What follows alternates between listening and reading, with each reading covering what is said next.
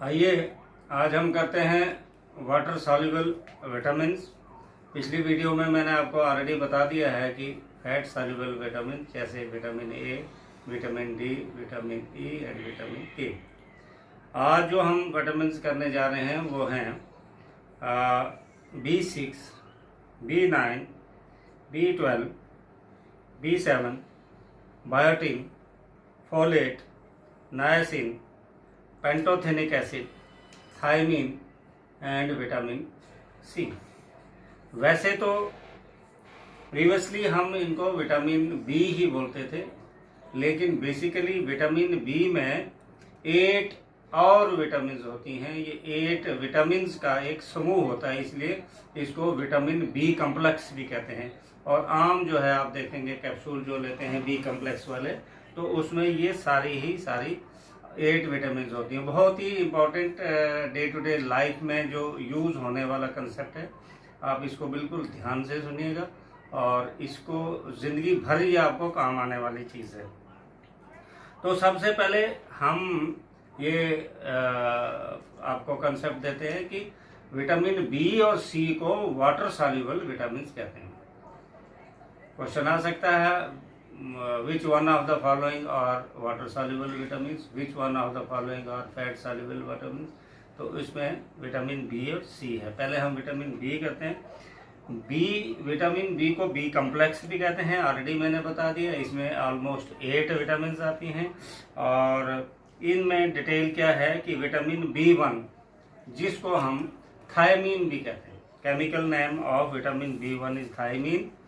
और ये colourless vitamin होती है, साल्ट का टेस्ट देती है, ईस्ट वाली स्मेल भी देती है और मेटाबॉलिज्म में हेल्प करती है। इसके अलावा it is important for our liver, for good health of our liver, kidney, intestine, stomach, brain extra. It also helps in the assimilation of vitamin A. Deficiency of B1 causes numerous ailments such as skin indigestion, heart beat low हो जाती है और इस vitamin B1 की कमी से एक disease लगती है जिसको बेरी भी कहते हैं। और इसके अलावा विटामिन B1 की कमी से कब्ज़ रहती है, इरिटेशन होती है, गुस्सा आता है।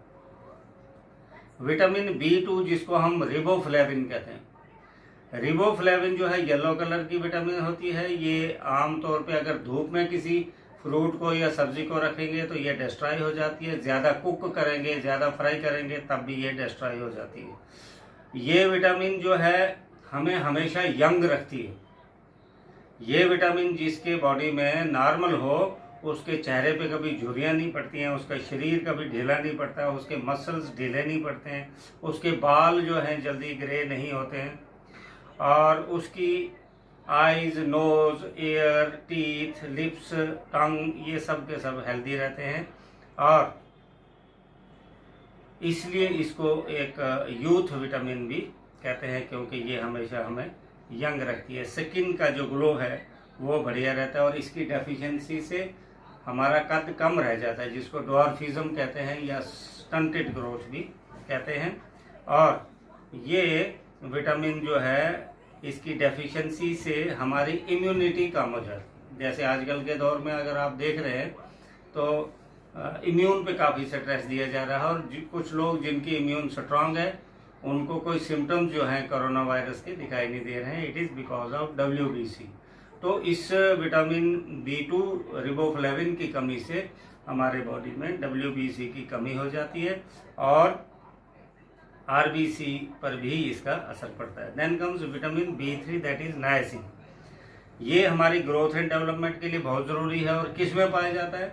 जितने भी अनाज हैं जिनको हम सीरियल्स कहते हैं, टोमेटो, पोटैटो, मीट है, फिश है, इसमें ये पाए जाते हैं। ये हमारी स्किन के लिए, डाइजेशन के लिए और नर्वस सिस्टम के लिए बहुत ज़रूरी है और इसकी भी अगर डेफिशिएंसी हो जाए तो बाल हमारे जल्दी सफ़ेद हो जाते हैं। अब देखिए मैंने शुरू में ही आपको बताया कि अगर ये छोटा मोटा कंसेप्ट हमें आ जाएगा तो हम बहुत सी प्रॉब्लम्स जिसके लिए हम डॉक्टर्स के पास चक्कर लगाते हैं, हमारे बूट घिस जाते हैं, हमारे पैर घिस जाते हैं जा के, फिर भी जो है हमें कोई इफेक्ट नहीं पड़ता है, तो उसके लिए हम अगर खुद ही विटामिन B3 लेते रहेंगे नायसिन, तो हमारे बाल अर्ली प्रीमेचर ग्रे नहीं होते। फिर है विटामिन B5 जिसको निकोटीन एमाइड भी कहते हैं। इसकी डेफिशिएंसी से एक डिजीज लगती है जिसको पेलेग्रा कहते हैं। ऑब्जेक्टिव टाइप में भी पूछा जा सकता है कि which type of disease is caused by the deficiency of vitamin B5, तो आप कहेंगे पेलेग्रा। और ये विटामिन हमारे बॉडी के वेट को बॉडी के एज के हिसाब से और कद के हिसाब से मेंटेन करने के लिए बहुत ज़रूरी है। Then comes vitamin B6।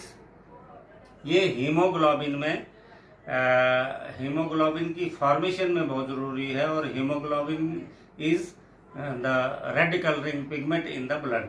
हमारे खून में जो लाल रंग होता है that is because of haemoglobin, and इसकी डेफिशिएंसी से अनीमिया की डिजीज़ लगती है, अनीमिक पेशेंट हो जाता है। Then comes vitamin B12। ये रेड कलर की होती है, और ये भी ज़्यादा कुक करने से, ज़्यादा फ्राई करने से या धूप में रखने से सब्जियों को या फलों को, तो ये डिस्ट्रॉय हो जाता है। किस में पाया जाता है? मिल्क में, एग में, कॉड लिवर ऑयल में, ये इनमें पाया जाता है। और हमारे RBC के लिए बहुत ज़रूरी है, नर्वस सिस्टम के लिए ज़रूरी है, और वो मैंने ऑलरेडी बता दिया कि इसकी कमी से हम कहते हैं कि हीमोग्लोबिन कम हो गया, या देसी भाषा में कहते हैं कि इसका खून कम हो गया, जिसका 7 या 8 से ऊपर चढ़ता ही नहीं है खून। तो अगर ये विटामिन जो है निकोटीन एमाइड अगर आप लेंगे तो आपका ब्लड जो है 10 से ऊपर भी जा सकते हैं। विटामिन B9 जो है इसको फ्लोरिक एसिड भी कहते हैं। इसका कोई टेस्ट नहीं होता है, कोई कलर नहीं है, कोई स्मेल नहीं होती है, कलर येलो होता है, और ये रिप्रोडक्शन के लिए, ग्रोथ के लिए और डेवलपमेंट के लिए बहुत ज़रूरी है, और ये हमारे खून बनाने में भी हेल्प करता है। इसकी डेफिशिएंसी से हमारे ब्लड में के जो ल्यूकोसाइट्स हैं, आपने पढ़ा है इरिथ्रोसाइट्स, ल्यूकोसाइट्स एंड थ्रोम्बोसाइट्स, तो उसमें ल्यूकोसाइट्स की जो है कमी हो जाती है। देन कम्स विटामिन B7 जिसको बायोटिन भी कहते हैं। इसकी कमी से डिप्रेशन होता है, मसल में अक्सर स्ट्रेन रहता है, और इम्पेयर्ड ग्रोथ होती है, मीन्स प्रॉपर ग्रोथ नहीं होती है। अभी देखिए जितनी विटामिन बताई, अगर इनका कंसेप्ट आपको क्लियर है और आप डे टू डे लाइफ में मेडिसिन के बजाय आप उन फूड्स या फ्रूट्स है उन पर स्ट्रेस देंगे जिनसे ये विटामिन मिलती हैं, तो बहुत सी डेफिशिएंसी डिजीज से हम अपने आप को बचा सकते हैं। तो last comes vitamin C। Vitamin C का सबसे बड़ा स्रोत, सबसे बड़ा सोर्स है सिट्रस फ्रूट्स, और सिट्रस फ्रूट्स में सिट्रिक एसिड होता है। और सिट्रस फ्रूट कौन से हो गए?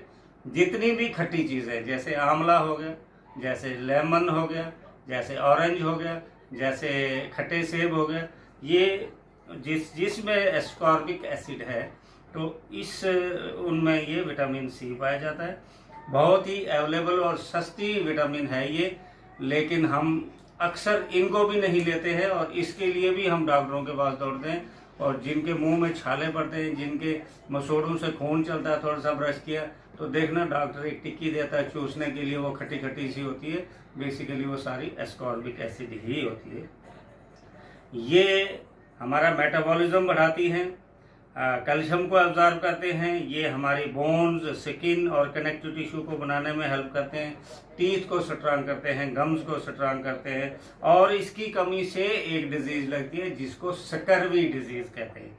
ये बड़ी इंपॉर्टेंट लाइन है, the deficiency of vitamin C causes a disease which is called as scurvy.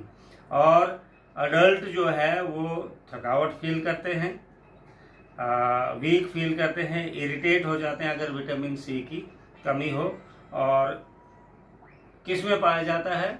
Already मैंने आपको बता दिया, जब कहीं इरिटेशन हो अडल्ट्स में, तो नींबू पानी वगैरह हम जब उनको देते हैं, या सब्ज़ मिर्ची है या खट्टे